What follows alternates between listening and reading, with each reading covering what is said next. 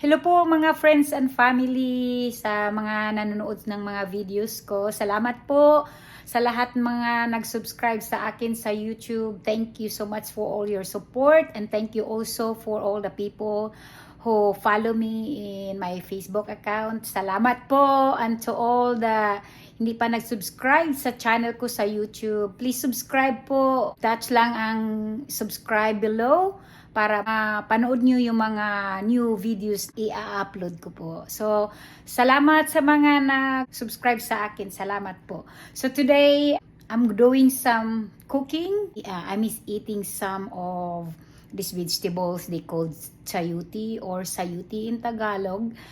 So, today maggisa ako ng sayuti with mussels or tahong. So, ito po ang mga ingredients na gagamitin ko. Very simple lang po. Okay? Sabayan nyo ako. Okay, let's go! Ayan, naghiwa ako ng tatlong sayuti at ini-slice ko siya ng pataas para maganda siya tingnan. Onions, kahit anong onions, white onions or red onions, it's okay. So, ayan, garlic. Hiwa din ng garlic at saka mayroon din akong green onions. Ayan, green onions. Ilalagay ko yan siya sa huli. And then, of course, yung tahong or mussels. So, yan ang ingredients ko at saka, of course, itong salt, kahit anong salt na gagamitin nyo at saka soy. Lagay lang ako niya ng kunti. Estimate ko lang yung kung magkano ang ilalagay ko dyan. Ayan na, magpainit tayo ng pan para doon na gigisa yung gulay at saka yung tahong. Una, lulutuin natin yung tahong muna. So, yun. Painit muna tayo. So, before that, nagluluto ako ng kanin. Siyempre, hindi mawawala ang kanin pag may mga gulay-gulay, mga pagkain. Ayan, luto na yung kanin ko. Ayan, may kanin na ako. Okay, pag mainit na siya, lagyan na natin siya ng oil. Ginamit ko yung olive oil, guys. Olive oil ang ginamit ko, okay? So, estimate nyo lang yung magkano yung oil na ilagay nyo. Ayan. Sa dami ng ayan. Ayan, olive oil ang ginamit ko. Kahit anong oil, guys, pwede nyo siyang gamitin. Ayan. Ayan, maglagay na tayo ng garlic.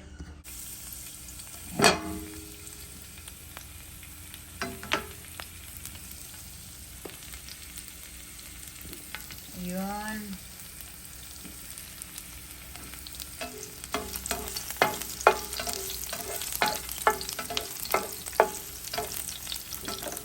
Lulutuin ko na siya lahat. Yan, we just gonna stir all this. So nag-brown na siya. Ilagay natin yung onions. Gusto ko talagang kumain ng ng gulay. Bihira lang kasi ako makapagluto, guys, kasi work. Nag-work palagi, guys. So, bihirang makapagluto ng pagkain Pinoy. So, ayan. At saka, isa pa ako lang yung kumakain dito sa bahay ng mga ganitong pagkain. Kasi yung family ko, hindi sila masyadong kumakain ng ganito. Ayan. So, ayan. Lagay lang natin siya ng medium. Ang tip natin. Ayan. So, hintayin muna natin. Ayan.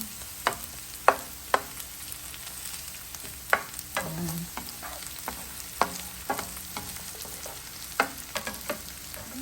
Ang bango na, guys. Ang bango ng mga ng onions at saka garlic. Ang bango-bango.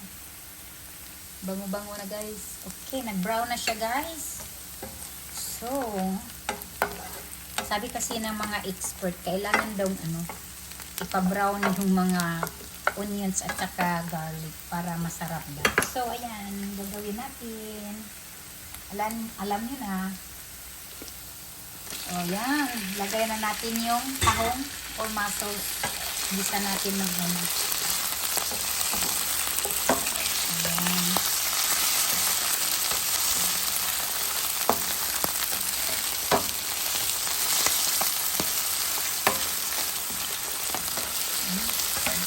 That's good, guys.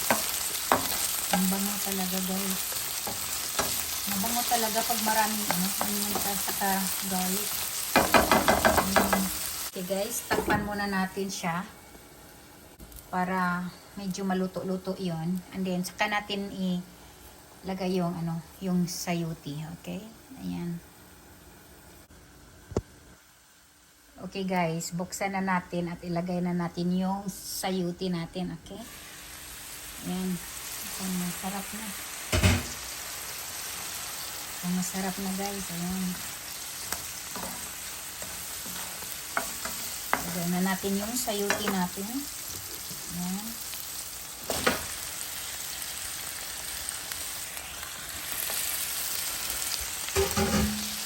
Ayan.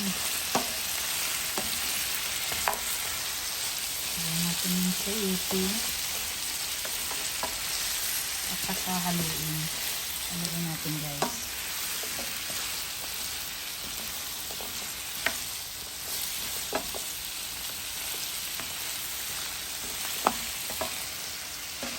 Ayan, haluin natin. Haluin. And then, takpan natin siya ulit ng siguro mga 1 minute. Okay, guys. Buksan na natin at lalagyan na natin siya ng soy sauce at saka magic sarap at saka ilagay na natin din yung green onions natin. Okay, nilagay ko siya. Ito yung magic sarap, guys. Yung magic sarap. Lalagyan natin siya ng magic sarap. Okay. Ayan na, nilagay ko siya dito. Kunti lang, guys. Lagay ko siya dyan. Ayan. Saka ilagay na rin natin yung green onions. Malapit na kasi siyang maluto, guys. Lagyan natin siya ng soy sauce. Kahit anong brand ng soy sauce yung lagay nyo, okay? Kunti lang din.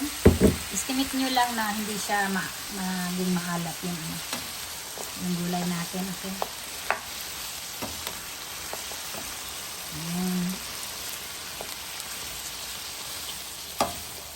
Haluin natin. Haluin ang haluin. Ayaw ko siya lagyan ng tubig, guys, kasi gusto ko yung juice lang ng sayuti ang magluto sa gulay na to. Kasi masarap kasi pag ganyan. Ayan, guys. Ayan. Parang kulang pa siya ng soy sauce. Lagyan ko pa siya ng kunti kasi kunti lang yung nalagay ko, okay? Lagyan ko pa siya ng kunti.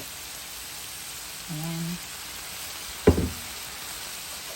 I-estimate nyo lang, guys, kung gaano kaalat yan or yung katama-tama lang talaga yung soy sauce. Okay? Kasi pag masobrahan nyo naman ng soy sauce, hindi na yun masarap. Okay? And then lagyan muna natin siya ng takip. Lagyan natin siya muna ng takip and then ipa-luto konti, alright? Ayan. Okay, guys, titingnan na natin kung luto na ba yung pagkain natin na niluto nating gulay na sayuti with mussels or tahong. Oh, mukhang masarap na siya, guys. So, titikman natin. Kasi gusto ko yung crunchy-crunchy pa siya, guys. So, titikman natin. Ayan. Let's see.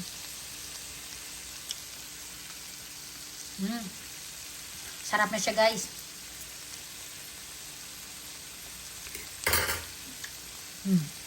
Luto na siya, guys. So, i-turn off ko na, okay? Turn off na natin. Ta-transfer na natin siya sa plate natin. Alright, ayan. Ayan na ang finished product natin. Ginisang sayuti with tahong or muscles. Ayan, the best talaga siya guys. Ayan. Ayun, yung mga muscles natin. Oh, mukhang masarap na talaga. Ayun. Masarap na yan sa kanin. Ayun guys, kain na tayo. Okay, that's all guys. Salamat sa panunood and thank you for supporting my channel. And hopefully you subscribe to my channel. Hit the subscribe below and hit the notification bell para updated kayo sa mga new uploads video ko. Salamat po! Salamat sa panunood and God bless and see you next time. Bye-bye!